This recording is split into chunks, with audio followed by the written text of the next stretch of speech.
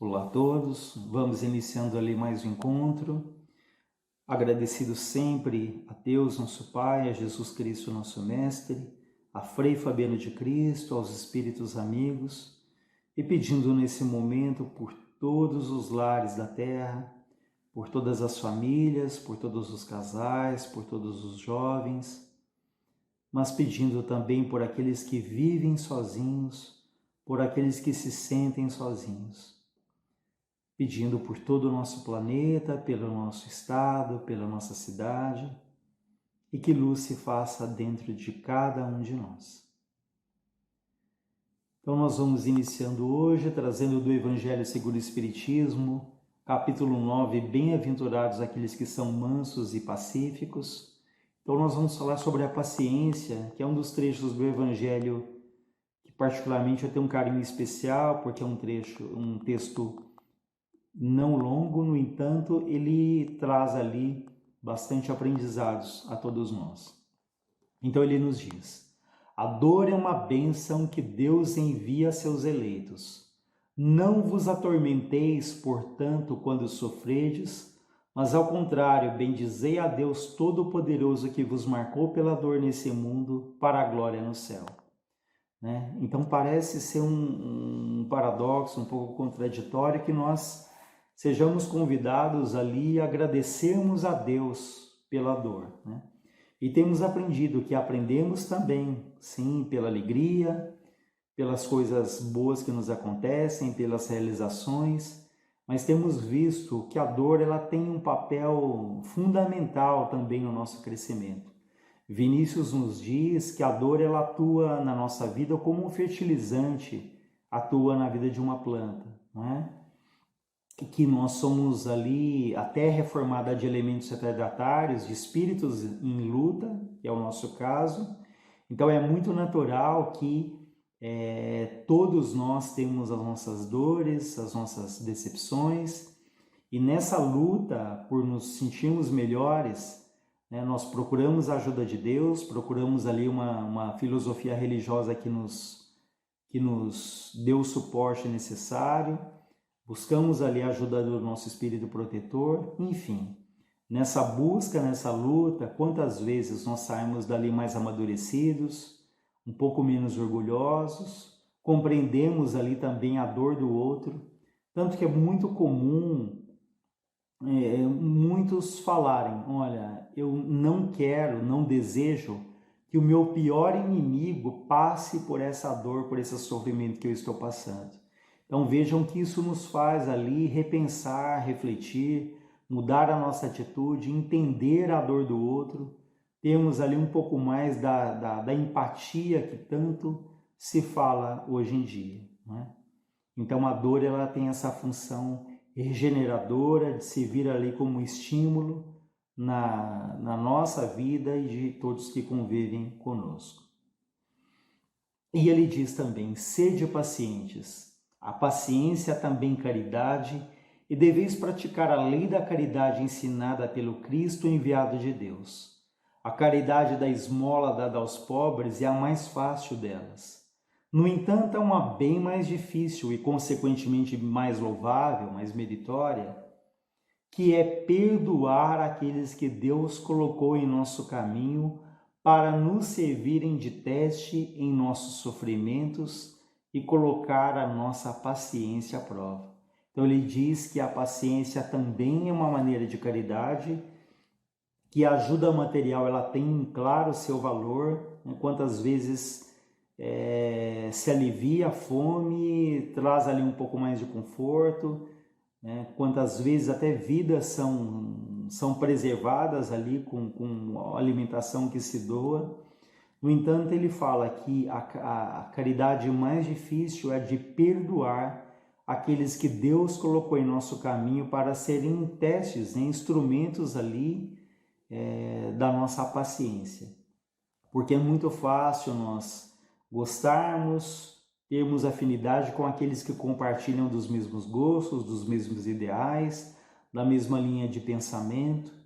No entanto, quando nos deparamos com aqueles que temos maiores dificuldades, né, que o coração acelera, a boca fica seca, né, que temos ali sentimentos difíceis, aí sim é o verdadeiro teste para saber até que ponto nós de fato cultivamos ali a espiritualidade que aprendemos, né? Até que fato nós respeitamos ali a opinião do outro, até que ponto nós somos solidários ali com a dor do outro.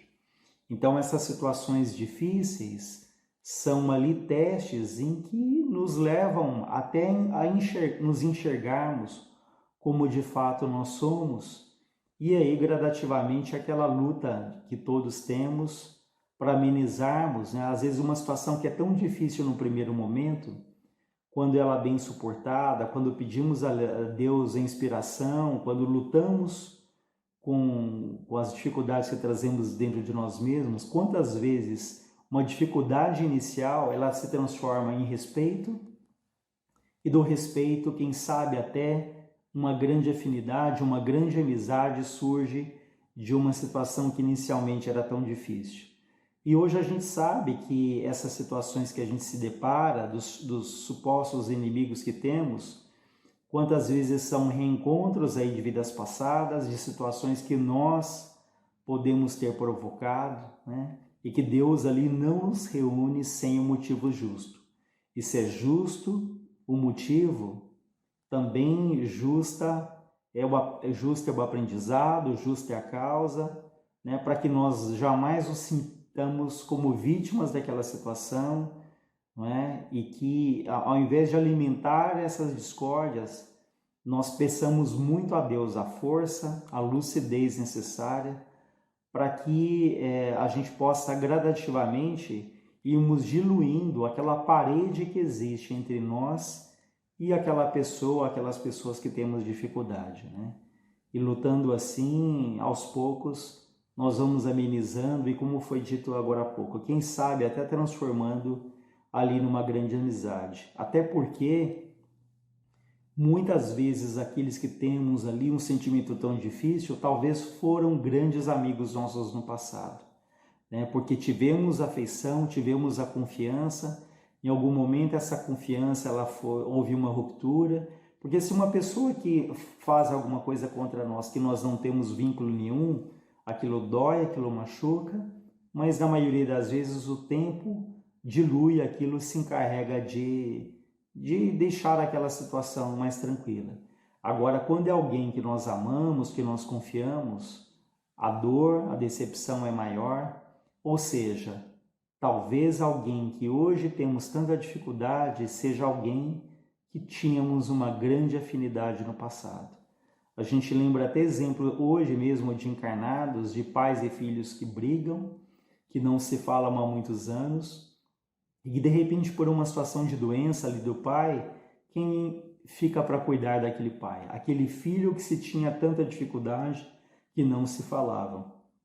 E nesse convívio e nessa ajuda ali que esse filho presta ao pai, eles descobrem que apesar da mágoa que houve, eles se amam, quantos não se reconciliam e até agradecem a Deus porque a vida permitiu que essa reconciliação ela acontecesse, né, ainda em vida ali dos dois, né? Ou seja, é um pequeno exemplo que mostra que às vezes temos tanta mágoa de pessoas que no fundo nós amamos bastante.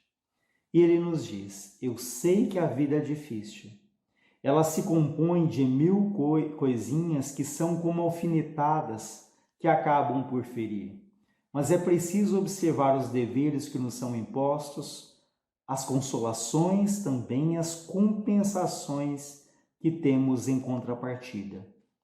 Então, reconheceremos que as bênçãos são mais numerosas do que as dores. O fardo parece menos pesado quando olhamos para o alto do que quando curvamos a fronte para a terra. Então, também é interessante quando ele fala, eu sei que a vida é difícil. Ou seja, esse espírito amigo, ele reconhece, ele tem essa empatia de nos dizer, ninguém está falando que é fácil, né? Eu sei que é difícil, né? Que a vida se compõe de mil alfinetadas, mas ele diz, é preciso observar os deveres que nos são impostos, mas também as consolações e as compensações que temos em contrapartida.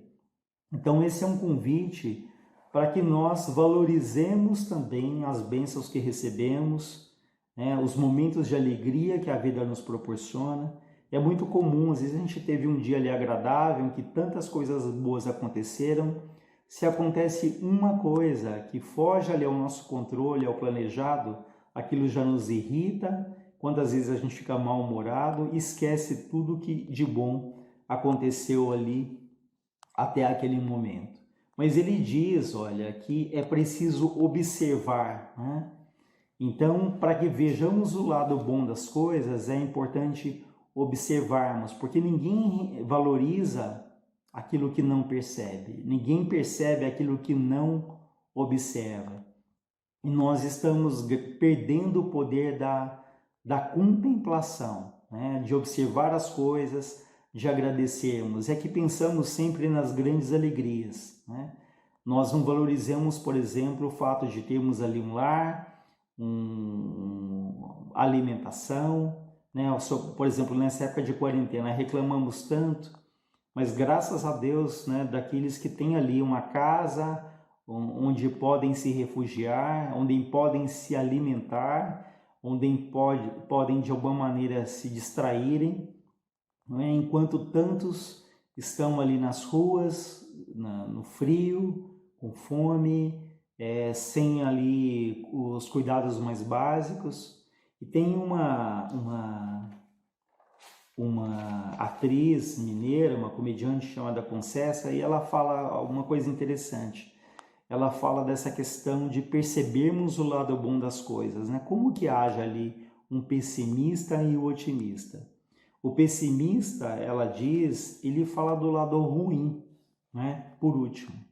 Por exemplo, quando vai falar dos filhos, o pessimista, ele fala: filho é uma bênção, mas dá um trabalho. Já o pessimista, o otimista, aliás, como ele fala: filho dá trabalho, mas que bênção que é, né? Em relação a alguém que adoece, você pergunta para o pessimista: como que você está? Fala: olha, está melhor, mas está doendo ainda. Já o otimista fala: está doendo, mas eu estou me sentindo melhor. Em relação a quando se vai para um lugar bonito, uma viagem, o pessimista, ele diz: aqui é bonito, mas como é longe, como é difícil chegar aqui, hein? Já o otimista, no mesmo lugar, ele diz: é longe esse lugar, mas como valeu a pena chegar até aqui. Como é bonito, como é encantador, como é paradisíaco esse lugar.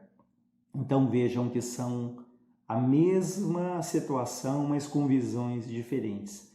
Tudo isso para refletirmos dentro desse contexto que nós temos que aprendermos a ver ali o lado bom das coisas, agradecermos, a valorizar aquilo que de bom acontece e valorizar as pequenas coisas, né? Não só esperar as grandes realizações, as grandes conquistas, até porque quantas vezes essas conquistas, até que são grandes, em alguns momentos chegam na nossa vida e quando chegam, a gente nem aproveita, a gente nem celebra aquilo, a gente conquistou uma coisa, já está pensando na outra. É como aquela criança que ela acaba de almoçar, ela já pergunta para os pais: o que a gente vai jantar hoje à noite, né? Nessa época de quarentena, em que a gente vê muito essa inquietação nossa e das crianças também, ou seja, é um pequeno exemplo que mostra que nós temos que valorizar, nós temos que viver as coisas boas que estão acontecendo naquele momento. E ele fala também que o fardo parece menos pesado quando olhamos para o alto. Eu não me esqueço de uma mensagem que certa vez eu li, um relato de um espírito, em que ele falava sobre isso. O quanto é importante nós olharmos para o lado, olharmos para o alto. Porque é comum nós olharmos para baixo, ficarmos ali só vendo as pedras, e na medida em que a gente não olha para o lado, a gente não vê os pássaros, não vê as árvores. Na medida em que a gente não olha para o alto, a gente não observa o sol, a lua, as estrelas. e olhando sempre para baixo, sempre de cabeça baixa, ele fala que além de ficarmos vendo só as pedras, de contarmos as pedras, isso é interessante. Ele fala que a gente vai colocando essas pedras num saco e carregando nas costas e contando essas pedras. E às vezes somos ali, nos defrontamos com um espinho, e ao invés de tirar esse espinho que espeta ali na nossa perna, por exemplo, ele fala, ao invés de tirarmos, nós ficamos olhando aquele espinho como se disséssemos, olha o que eu estou passando, né? Olha a dor que eu estou sentindo. E vamos perdendo um tempo precioso, né, fixos ali naquela dor, ao invés de tirarmos aquele espinho, seguirmos a nossa caminhada, olharmos para o lado, olharmos para o alto. Então, quando ele fala que o fardo parece menos pesado quando olhamos para o alto, né, do que quando curvamos a fronte para a terra. Então, pensemos, para onde eu tenho olhado, de que forma eu tenho olhado? Será que eu tenho só me queixado ou reclamado? Eu tenho lembrado um pouco de agradecer pelo que tem acontecido. Algumas pessoas até fazem um exercício diário, que é no final do dia, anotarem num caderno todas as coisas boas que aconteceram ao longo desse dia, não é? Desde as pequenas coisas da alimentação, do trabalho, né? Enfim. Então, e com isso elas começam a encontrar, a perceber e a valorizar coisas que até então elas não tinham percebido, ao invés de ficar ali tão fixas em algo que não tenha sido positivo ali ao longo do dia. E ele diz, coragem, amigos, o Cristo é o vosso modelo. Ele sofreu mais do que qualquer um de vós, não tinha nada do que pudesse ser acusado. Enquanto vós tendes vosso passado a espiar, tendes de vos fortalecer para o futuro. Sede, pois, pacientes, sede cristãos, essa palavra resume tudo, né? Então, esse convite para que nós lembremos sempre de Jesus, que teve uma paciência e tem, né, uma paciência infinita, né, porque Jesus ele foi enérgico em várias situações, ele foi firme, mas ele jamais teve ali um momento de violência, não é? Toda a energia que em muitos momentos foi necessária foi justamente por amar ali a todos nós. E a gente lembra que dos momentos finais, quando ele está sendo crucificado, o que ele fala? Pai, perdoa porque eles não sabem o que fazem. Ou seja, mesmo nesse momento extremo, é o gesto que ele tem de perdão, como se dissesse ali, somos crianças ainda espiritualmente falando, né? Não sabemos o que fazemos. E não sabemos o que fazemos não contra ele, não sabemos o que fazemos contra nós mesmos, porque ali, como até hoje, ainda temos a dificuldade de aceitarmos, mais do que aceitar, de viver aquilo que ele nos trouxe para o nosso próprio bem, né? Então ele é exemplo vivo, né, de paciência, de perdão, né, que são coisas que o texto aqui reforça bastante. Então fica aí o convite para que nós tenhamos um pouco mais de paciência, né? Hoje, não agora, né, em função da quarentena, mas quantas vezes a gente estava num prédio ali comercial, você aperta um elevador e é desesperador às vezes, porque a gente fala, poxa, esse elevador ele não desce, não chega, não é? Então, enfim, pequenas coisas ali que mostram como nós temos a dificuldade de esperarmos, né? A gente pode depois continuar numa outra ocasião falando sobre isso, que não é uma espera passiva, né? Não, mas a paciência daquele que confia em Deus, que tem fé, que faz a sua parte, mas ele espera que as coisas aconteçam no tempo de Deus, né? Ou seja, a partir do momento que eu faço a minha parte, aí sim eu posso dizer, agora eu coloco nas mãos de Deus. E não aquela espera passiva, não aquela paciência daquele que não toma atitude, ou daquele que concorda com absolutamente tudo que acontece a pretexto de ser paciente. Não. A paciência, ela muitas vezes ela se cala, ela aguarda, mas ela aguarda trabalhando, ela aguarda confiando ela guarda agindo, e ainda nos momentos em que a gente possa ali ter aqueles momentos que a gente não pode fazer muita coisa porque foge ali do nosso domínio, do nosso controle, né? É uma espera que ela não tem angústia, é uma espera que ela não tem aflição, justamente porque há ali essa confiança, né? E de novo aquela frase que a gente vai repetir sempre, que nenhuma folha cai de uma árvore sem que Deus o permita. Então, confiado ali nessa frase, confiado em Deus, nós temos a paciência, mas continuamos trabalhando dentro daquilo que nos cabe. Então nós agradecemos, nós vamos encerrando por aqui, mas em outra ocasião nós continuamos a falar da paciência, que é um tema bastante rico.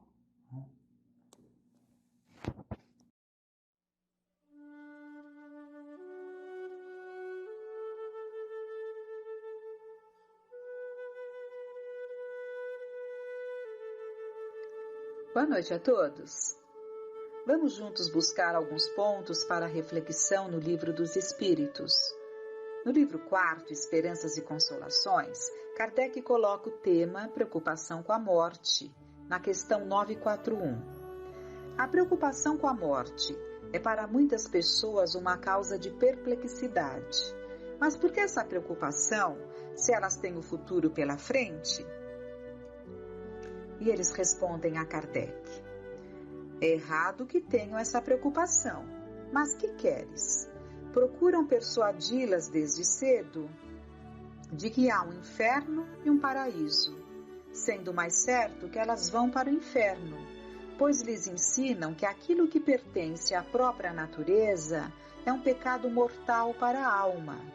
Assim, quando se tornam grandes, se tiverem um pouco de raciocínio, não podem admitir isso e se tornam ateus ou materialistas. É dessa maneira que são levados a crer que nada existe além da vida presente. Quanto aos que persistiram na crença da infância, temem o fogo eterno, que deve queimá-los sem os destruir. A morte não inspira nenhum temor ao justo, porque a fé lhe dá certeza do futuro, a esperança lhe acena com uma vida melhor e a caridade, cuja lei praticou, lhe dá segurança de que não encontrará no mundo em que vai entrar nenhum ser cujo olhar ele deva temer. Os espíritos atribuem, então, o medo da morte a dois fatores. Primeiro, aqueles que se tornam materialistas por não aceitarem, quando adultos, as incoerências religiosas que colocam como pecado reações naturais do corpo humano.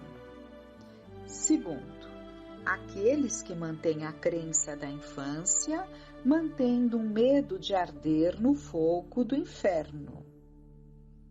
São duas situações diferentes, mas que causam o medo da morte, de uma forma mais acentuada, por temerem o desconhecido. No primeiro caso, temos aquele que, crendo apenas na matéria, no palpável aos seus sentidos, naturalmente sentirá receios ao se avizinhar da morte, que o levará para o nada, coisa que repugna a qualquer um. No segundo, temos aquele que crê ao seu modo, mas que, sem o apoio da lógica, sente-se inseguro diante da possibilidade da morte. Mas os espíritos terminam a resposta dizendo que aquele que praticou a lei da caridade sente-se seguro. Vejam, a caridade é uma lei. Entendamos bem o que isso significa. E na questão 648, eles colocam que a lei da justiça, amor e caridade é a última lei, a mais importante. É por ela que o homem pode avançar mais na vida espiritual, porque ela resume todas as outras. O materialista busca filosofias superficiais que mais o levam a se sentir detentor da verdade, fazendo com que todo conhecimento que alcance, mas de forma rasa, aguce seu orgulho. O que torna tudo mais difícil, porque mais duro que o diamante é o coração do orgulhoso. O filósofo Francis Bacon coloca que um pouco de filosofia leva a mente humana ao ateísmo, mas a profundidade da filosofia leva-a para a religião. Foi o que aconteceu com o Espiritismo, trazido pelos espíritos de forma tão profunda, porque estudada profundamente por Kardec, que acabou por levar à religiosidade, contrariando a ideia inicial de Kardec, que afirmava que o Espiritismo não era uma religião, porque a religião é inseparável do culto. Desperta exclusivamente uma ideia de forma, que o Espiritismo não tem. Se o Espiritismo se dissesse uma religião, diz Kardec, o público veria aí, se não uma nova edição. E Kardec desejava que as diversas crenças se beneficiassem dessa nova claridade. Mas voltando à ideia, depreendemos que a filosofia profunda nos religa a Deus, portanto, ao sentimento de religiosidade, à religião. Bem, essas colocações são apenas no sentido do quanto temos de nos aproximar, nos aprofundar no estudo da doutrina, para não nos deixarmos arrastar por filosofias superficiais. Voltando então à questão anteriormente vista, antes do comentário de Kardec, ele sugere que olhemos a questão 730. Vamos lá a questão. Desde que a morte deve conduzir-nos a uma vida melhor e que nos livra dos males deste mundo, sendo mais de se desejar do que de se temer, porque o homem tem por ela um horror instintivo que a torna motivo de apreensão? Já o dissemos, o homem deve procurar prolongar a sua vida para cumprir a sua tarefa. Foi por isso que Deus lhe deu um instinto de conservação. E esse instinto sustenta nas suas provas. Sem isso, muito frequentemente, ele se entregaria ao desânimo. A voz secreta que o faz repelir a morte lhe diz que ainda pode fazer alguma coisa pelo seu adiantamento. Quando um perigo o ameaça, ela o adverte de que deve aproveitar o tempo que Deus lhe concede. Mas o ingrato rende geralmente graças à sua estrela em lugar do Criador. Aqui seria bom refletirmos sobre a situação que estamos vivendo, em que de certa forma nos sentimos ameaçados por um inimigo oculto, como dizem, e podemos nos deixar levar pelo desânimo, sentimento que devemos afastar com todas as forças, e sim sentirmos que temos que aproveitar o tempo que Deus nos concede da melhor forma que pudermos. E o comentário de Kardec sobre a questão anterior, que ele busca sempre elucidar mais ainda a resposta para que não fiquem dúvidas, ele coloca: o homem carnal, mais ligado à vida corpórea do que à vida espiritual, tem na terra suas penas e os seus prazeres materiais. Sua felicidade está na satisfação fugitiva de todos os seus desejos. Sua alma, constantemente preocupada e afetada pelas vicissitudes da vida, permanece numa ansiedade e numa tortura perpétuas. A morte o amedronta, porque ele duvida do futuro, e porque acredita deixar na terra todas as suas afeições e todas as suas esperanças. O homem moral, que se elevou acima das necessidades artificiais criadas pelas paixões, tem desde este mundo prazeres desconhecidos do homem material. A moderação dos seus desejos dá ao seu espírito calma e serenidade. Feliz com o bem que fez, não há para ele decepções, e as contrariedades deslizam por sua alma sem lhe deixarem marcas dolorosas. Longe estamos, claro, em grande maioria, desse estado de já termos nos elevado acima das necessidades artificiais criadas pelas paixões e trazermos a calma e a serenidade como gostaríamos. Mas uma coisa é fato: essa doutrina que nos aproxima de Jesus, de quem temos nos afastado, nos dá confiança porque sabemos que a vida continua e os laços afetivos permanecem, que não estaremos abandonados, mas sim acolhidos e convivendo com outros tantos afetos mais diretamente, se fizermos por onde. Mas, infelizmente, veremos o número de suicídios, que já é grande, aumentar consideravelmente, como já era previsto. Mas antes de buscarmos a questão que Kardec aborda sobre o suicídio, vamos dar a sequência às questões que Kardec fez aos espíritos, e agora então é a 942. Algumas pessoas não acharão esses conselhos de felicidade um pouco banais? Não verão neles o que chamam lugares comuns ou verdades sediças? E não dirão por fim que o segredo da felicidade consiste em saber suportar a infelicidade? Há as que dirão isso, e numerosas, mas muitas delas são como certos doentes aos quais o médico prescreve a dieta. Desejariam ser curados sem remédios e continuando a entregar-se aos excessos. Grande alerta para todos nós, porque a nossa tendência é desejarmos, mas não a ponto de nos disciplinarmos, vencendo nossa preguiça, principalmente a preguiça mental.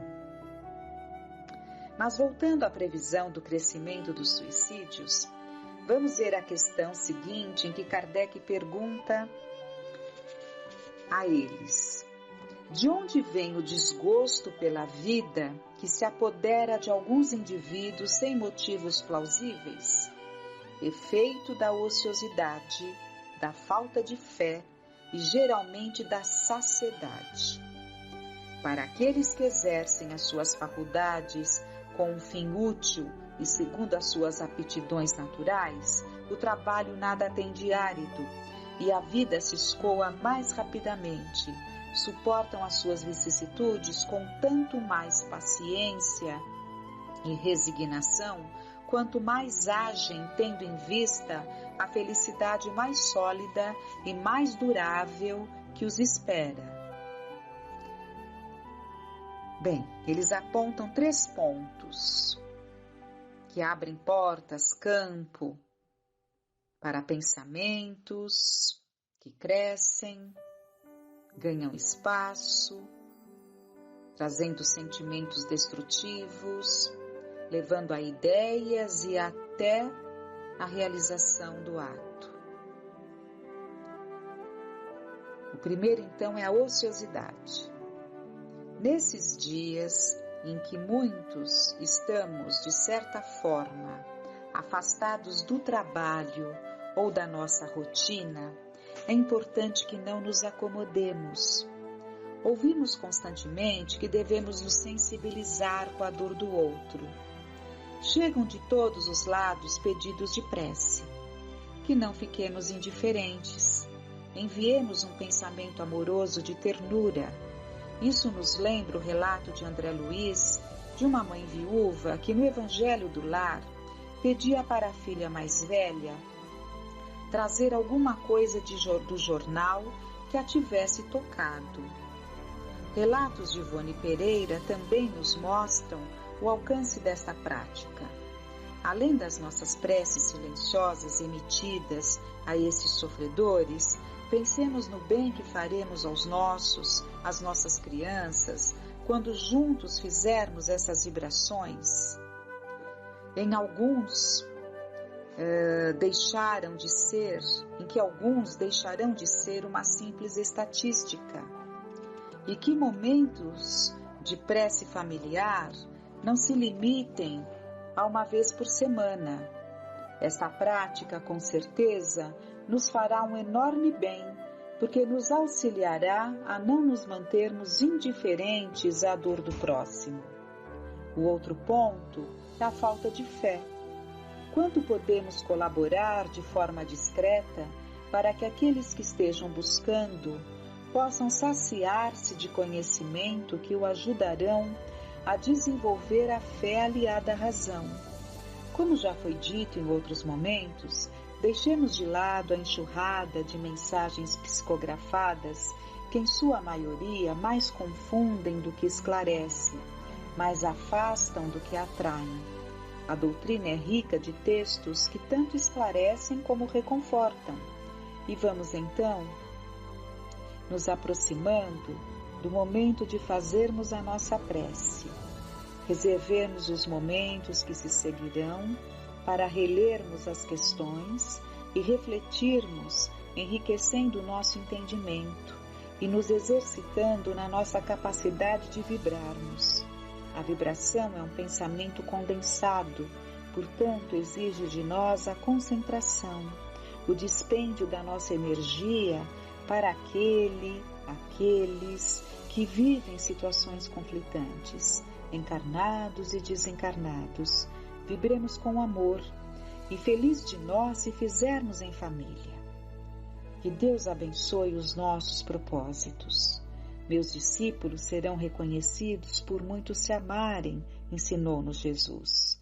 Todas as vezes que 2 ou 3 estiverem reunidos em meu nome, eu lá estarei. Nos sintamos, então, reunidos na nossa casa amada de Frei Fabiano de Cristo e elevemos a nossa prece.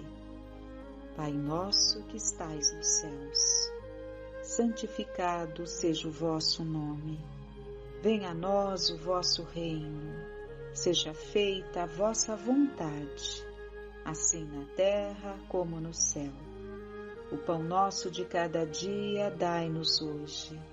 Perdoai as nossas dívidas, assim como perdoamos aos nossos devedores. Não nos deixeis cair em tentação, mas livrai-nos de todo o mal. Tenhamos uma noite de paz.